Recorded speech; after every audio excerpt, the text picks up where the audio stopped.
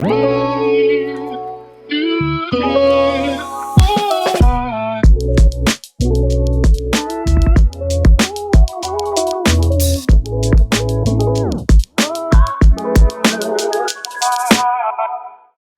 and welcome to Real Menopause Talk. My guest today is Jodie Patterson. Brought up in 1970s New York in an actively black family where cultural heritage was something to be celebrated in the day-to-day living of life, she comes from a long line of impressive activists and entrepreneurs. And she herself is an impressive activist, entrepreneur, mum to 5 children who are currently aged 30 all the way down to 14, all with a very active and full life. This episode is not all about menopause. It is about identity, freedom, creativity, community, learning, transition, transformation, and how it's all an inside job. We can be who we are from the inside out. First of all, then, Jodie, thank you so much for your time and for agreeing to have a conversation. I have been so excited about this and really looking forward to meeting you. So thank you. Would you like to tell everybody a little bit about yourself, about growing up in 1970s New York, so that people get a sense of who you are? Well, first of all, I want to thank you for having me. I love meeting people that I don't know. And I feel like we're going to get to know each other really well today.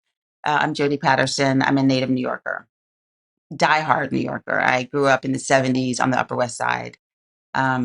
And I was raised very New York. During a time when there were really strong communities in New York. So the Upper West Side represented a very diverse group, religiously, ethnically, visually diverse. A lot of artists, more Black folks than on the Upper East Side. If you know the difference in New York, Upper East Side was like very posh and very white. And so my parents raised us intentionally on the Upper West Side. And although I'm a native New Yorker, my family is very Southern. So my mom is from the South, and she raised us with a lot of Southern values and culture. And I went down south a lot in the summers to be with my grandmother and my great grandmother. So I'm a northerner, but I have Southern roots. I was raised by what I like to call an actively Black family, where many of my relatives were civil rights leaders. And so, of course, I knew the stories of my grandmother, Gloria, going up against hospitals and school boards and winning those court cases during the segregated South. And in fact, Dr. Martin Luther King dubbed my grandmother Ms. Revolution for her fight in equality.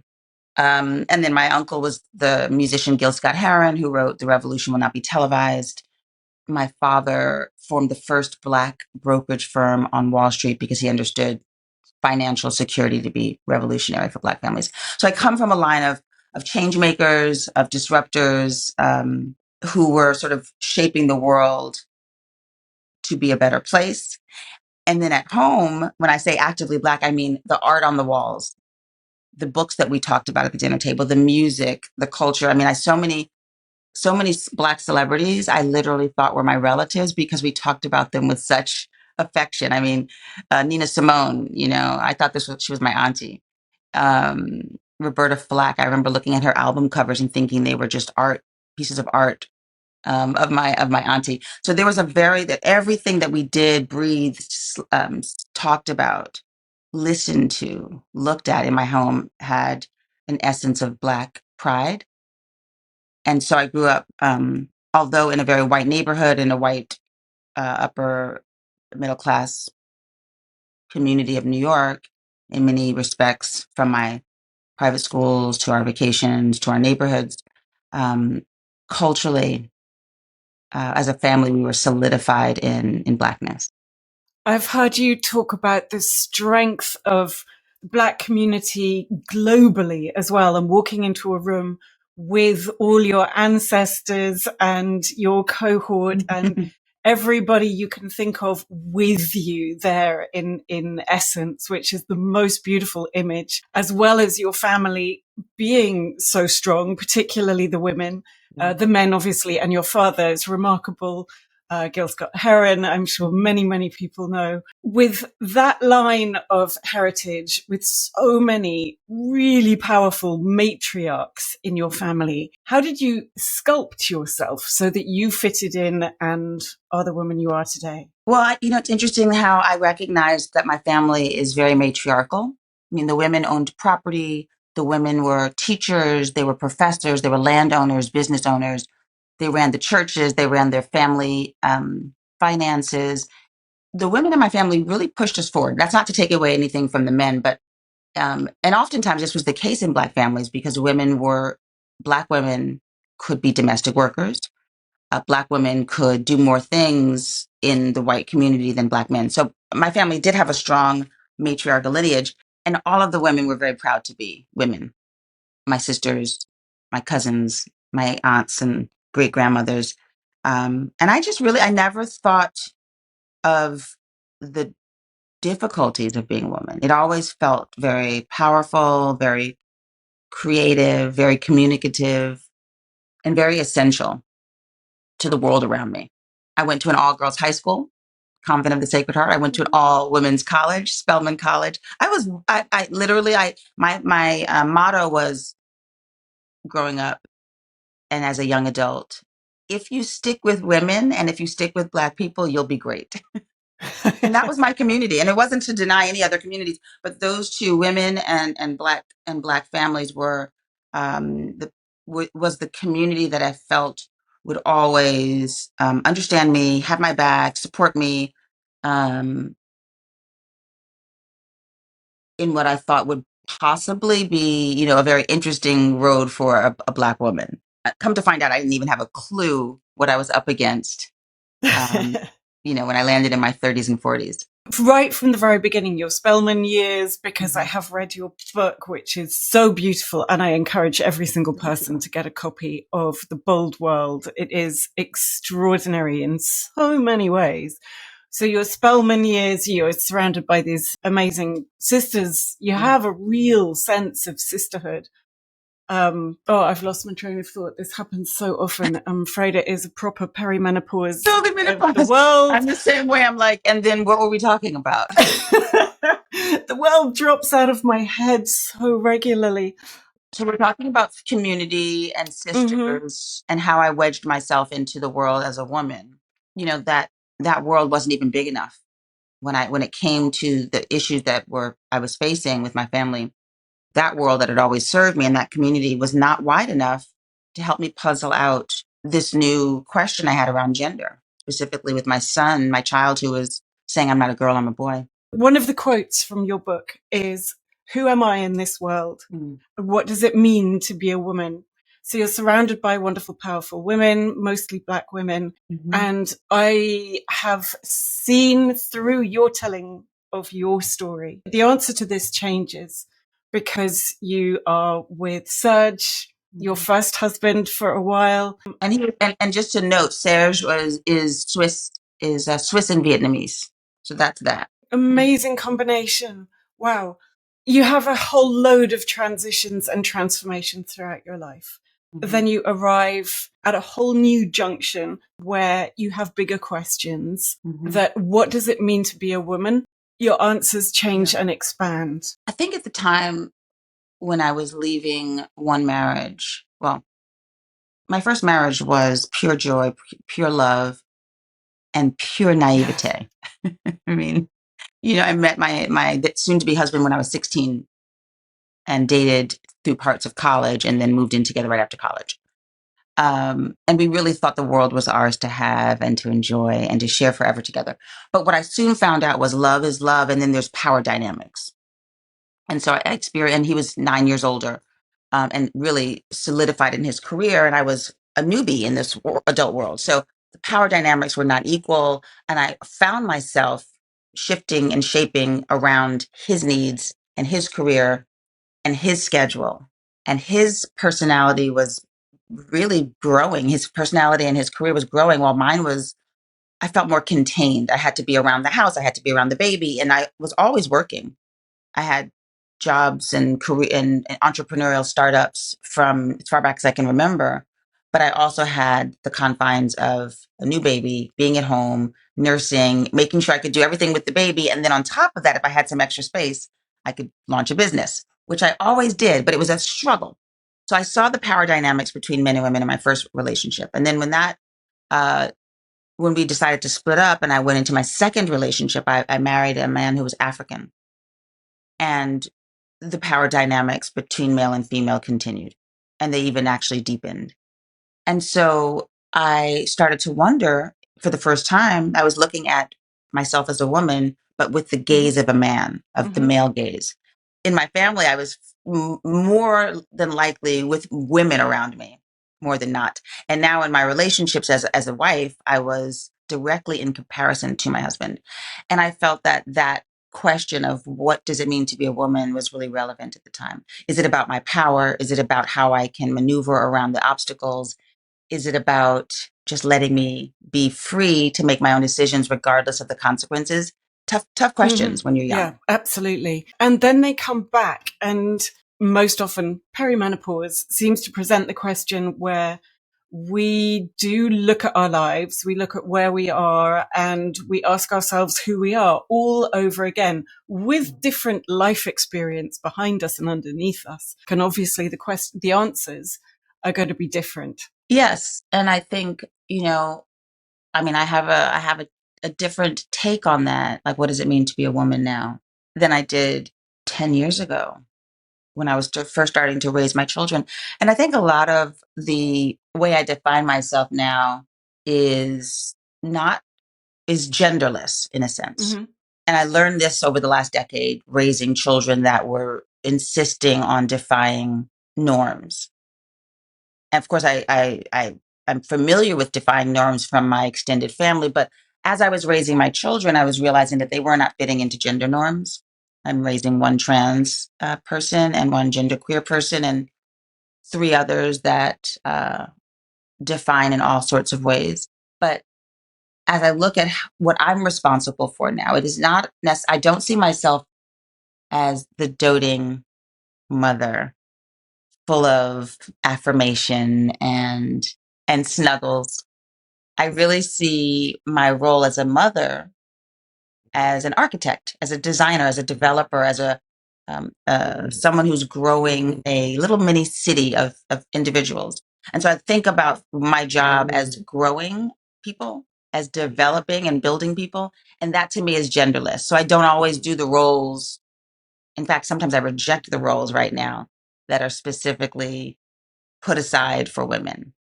And I have other people in my family do those roles, whether it's the boys or their father at this point, their fathers. But I think, when I was thinking about what does it mean to be a woman, I was really looking at these very specific gender roles that I had learned growing up. That women can be the emotional stabilizers and the organizers and the computer network systems for the entire family. But what I've also learned is that we can architecturally build our children up, our homes, our communities, our boardrooms. And that type of power, that type of skill set is really, really exciting for me, much more than any other parenting scenario has been in a long time. And that's exactly what you needed to do when Penelope came to you and told you that he was a boy. At the age of 3, you built your community. How did that begin? How did you realize that was going to be a necessary part of your skill set? So much of what happened with my children hit like a tsunami. It wasn't a slow gradual. It didn't feel slow and gradual. It didn't feel like I had time to think about things and puzzle things out and take these baby steps, because we were looking at 10 years ago a very difficult time, even more so than now in many ways, difficult time for people who who are trans and non-binary. And so when my kid said to me, "I'm not a girl, I'm a boy," they also said, "I don't want tomorrow to come. I don't want to look like you tomorrow. I want to be daddy. I don't want to be you, mommy. I love, but I don't want to be you." And so those words were shocking and dangerous. And I didn't want any death on my watch. And so I jumped into action. And what that took was me unlearning things or agreeing to put some definitions on the side and agreeing that there's room for new definitions. So I literally have to turn the world upside down. If my daughter is my son, Mm-hmm. what else in the world do I know? And I left everything open for grabs. And I reconstructed in many ways the way we ran our family, the way I interacted in the world, the things I was allowing my child to now do as a boy. And it sounds like it sounds strange because intellectually we know we shouldn't raise our children with bias, but the bias is there. It is. So we are, yeah, we're gendering from the beginning. We're raising girls to be girls or to be young women, and we're raising boys to be young men. And that comes with a code of conduct. And I have to strip that away Mm-hmm. in many respects and allow my child to allow my child the space to roam in areas, communities, activities that I would not have normally done so if I were raising a little girl. It sounds bonkers, but it was a decoding of my entire system and then a rebuilding based on new principles and new beliefs. It really doesn't sound that bonkers at all, because I think particularly our generation, much as we might not behave in the way that our mothers or grandmothers did, sort of super traditional, it is in our DNA to a certain extent that women have certain roles and men have certain roles. And Sure. now we're expanding our experience and our vocabulary, thank goodness, but it's uncharted territory. It is. And there is one part in your book where you mentioned that you as a family go to trans camp. I do. Which is the most bonkers sounding experience to begin with. And it's so positive. And the people you meet, one in particular stuck in my mind. If memory serves me correctly, they're a boy who also was assigned female at birth. And they state very clearly that they don't want to change their body because they are who they are. Yes. It blew my mind. Yes, mine just reading it. You were actually there physically, but just reading it, this is extraordinary and so positive. How does a person navigate that? Because with the biology, so periods, menopause, there is a certain inevitability. So how do you navigate that? And how are you going to help your son, Penelope? Well, I think what I've learned is that there are a million ways to experience, a million plus ways to experience life. And to try to design it for an individual because you think you understand what their obstacles are is impossible. And so, of course, when I started off on this, I was looking for really positive image of trans adults who were successful and happy and had relationships and careers and traveled and were engaged in life. And I found those people. And the interesting thing was each story is so wildly different. So there's this one kid who said, look, I am a trans man. This is my body. So therefore, this body is the body of a man, and I'm not changing it. I'm not having top surgery. I'm not having bottom surgery. I'm just living my life with this body as a man. For me, that was mind blowing because coming from this culture, we hyper focus on the body. The body tells us who the person is, from the skin color to the shape of their body to their hair, their features, right? And so I was naively thinking that trans identified people would automatically address their bodies first as a part of their transition. And then come to find out, not all do. I mean, it's one of those moments that is so like, of course not in retrospect, but it was mind blowing that we can be who we are from the inside out. That the brain, the mind, the spirit really controls everything, and the body is secondary. And so, how we see ourselves is an internal process. And really, this is what my uncle Gil Scott Heron was saying: the revolution will not be televised, meaning all of the revelations and all of the transformations come from the inside, and they have much less to do with the physical aspects of life. And so, when I started to think that we can do this human experience any way we choose, it freed me up to not be so worried about my own son's transition. And I won't specifically talk about his transition, but I will say that the things that I was worried about, hormone therapy and testosterone and estrogen and surgery, those things don't bother me anymore. They don't make me nervous. There's enough research and enough experience on the plate to have a good roadmap for my children. There's a lot of different ways to address the outward transitioning.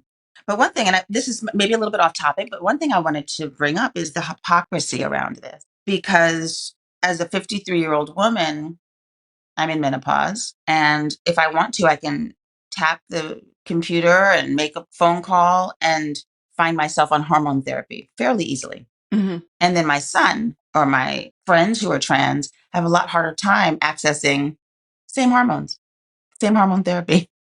And so we allow this to be a normal part of the aging cisgender woman's life, but we don't allow it. We police it for the trans community. There's also a lot of body alterations that cis people like myself do. In fact, we do more gender affirming surgeries than the trans community. We change our lips to fit our version of femininity. We change our breasts. We sometimes change our rib cage. We change our butts and our noses, our jawlines, our hairlines, all to fit our version of femininity or masculinity.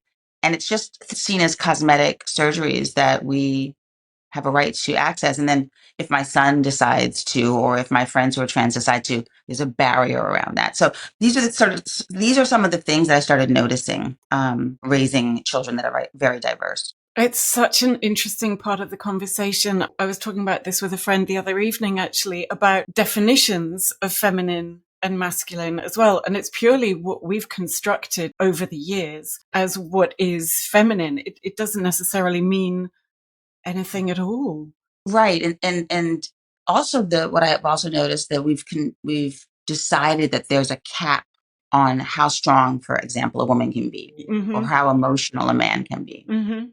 And then we've told ourselves that anything outside of that cap is abnormal.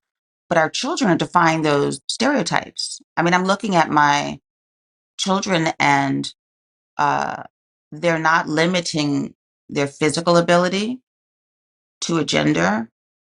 They're not limiting their emotional ability to a gender.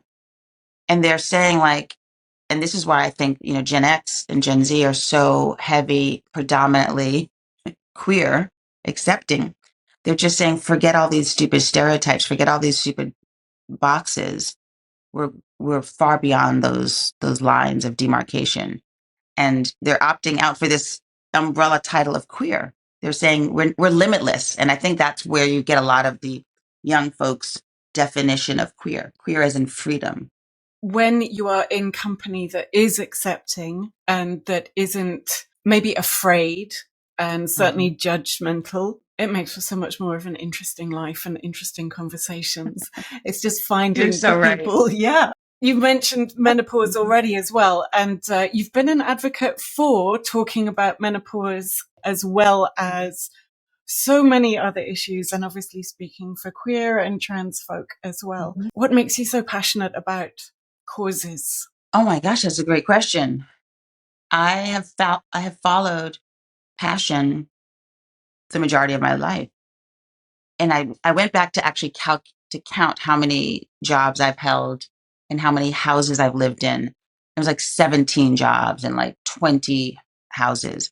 I'm a person who shifts a lot and who moves a lot and who follows an instinct quite often. You won't see me attached to a company or a position in my past for more than 2 or 3 or 4 years. I mean, I really moved around. And at one point I thought that might be a little flaky, but now I see it as really, because I have some hindsight now. I can look back over 20 years. And in fact, when I was writing the book, I was taking a very deep dive look over those past, 40 years. And what I see as the thread line that goes throughout is curiosity. And so I've been following passion. I love music. And so I worked in the music industry. I love nightlife, and specifically New York City downtown nightlife. And so I'm a co-owner of a music venue called Joe's Pub.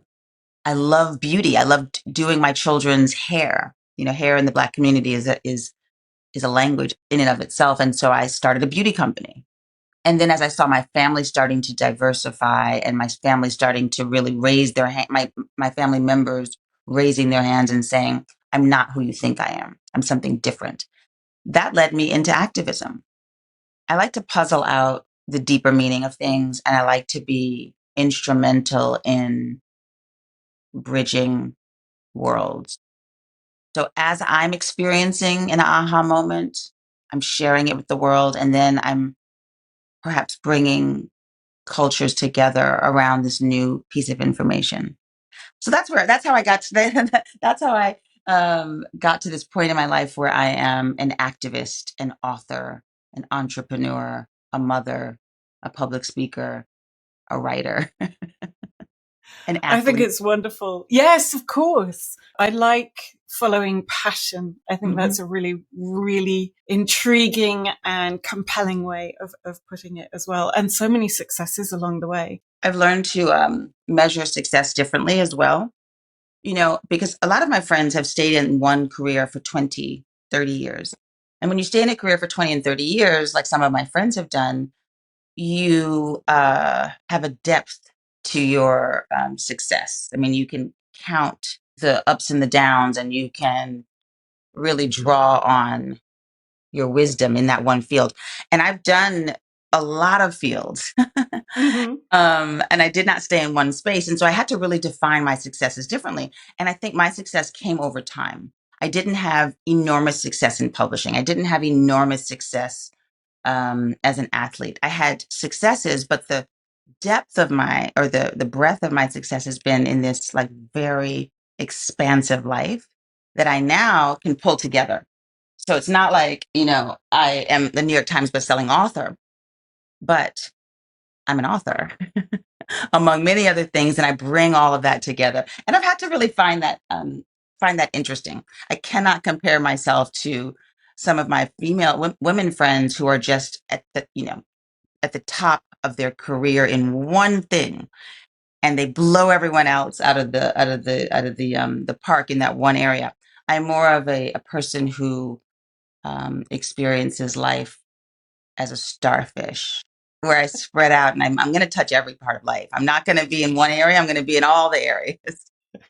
There is so much more that I want to talk about and ask about, and could literally for days and days and days, but I'm aware we're running out of time. So where are you going to starfish next? Oh my gosh, I have so many plans. I mean, I've written this book, The Bold World, which was picked up by HBO, and they gave me a grant to develop it for television.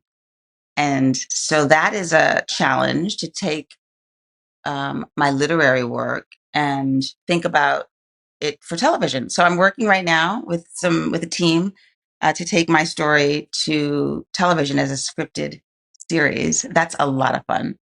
I've got some kids going to college. I've got some kids abroad.